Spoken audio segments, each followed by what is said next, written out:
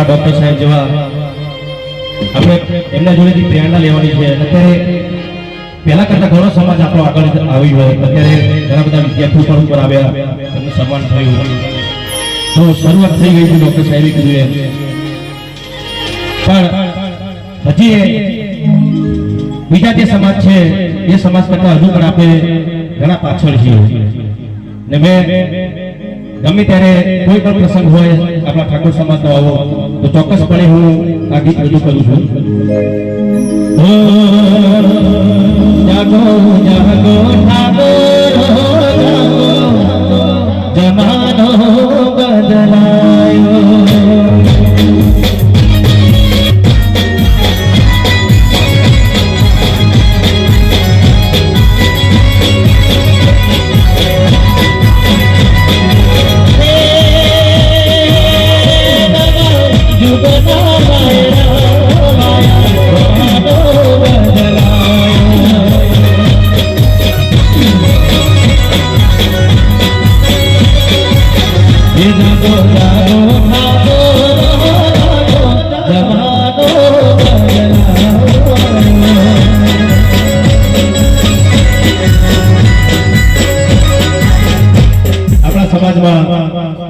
કુરિવાજો ઘણા બધા છે,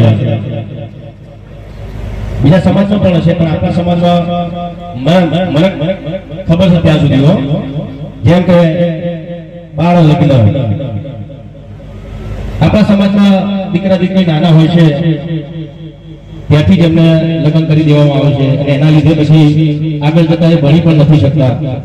તો દરેકને વિનંતી કે ભાઈ આપણા દીકરા દીકરી જ્યાં સુધી ભણી ગણીને હોશિયાર ના થાય, પગભર ના થાય, પછી એની જે લગ્નની ઉંમર હોય આપણે 21 વર્ષ 18 વર્ષ પછી જ એમના લગ્ન કરાવો.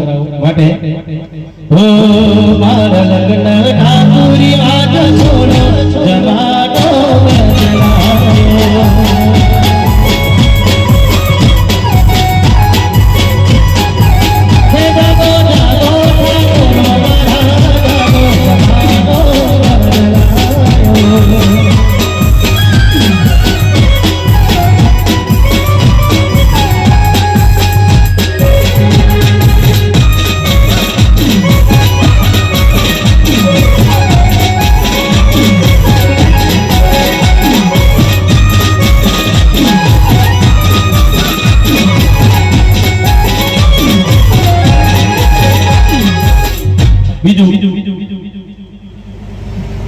સૌથી મોટો પ્રશ્ન આપણા સમાજનો વ્યસન.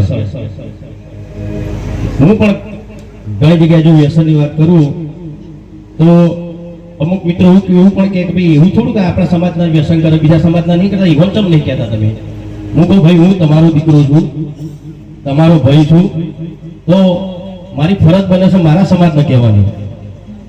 બીજા સમાજના એ મારી હું બીજા સમાજને ના કહી શકું. હું કહી શકું મારો હક પણ છે કે મારા સમાજને હું કહું વ્યસન છોડવાની વાત. બરાબર, એવું નથી કે બીજા સમાજમાં વ્યસન નથી હોતા, બીજા સમાજમાં પણ વ્યસન હોય છે, પણ આપણા સમાજ જો વધારે પાછળ રહ્યો હોય તો આ વ્યસનના કારણે.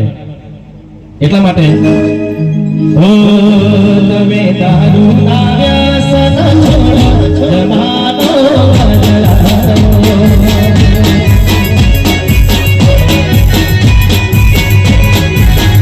જાગો જાગો ઠાકોર જમાનો બદલાયો.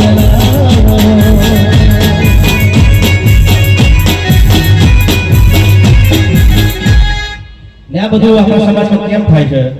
આવા વ્યસન, આવા કુરિવાજો, એનું કારણ ડોક્ટર સાહેબ આપણા સમાજમાં શિક્ષણ નથી.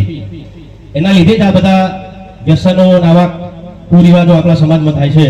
એટલા માટે જ શિક્ષણ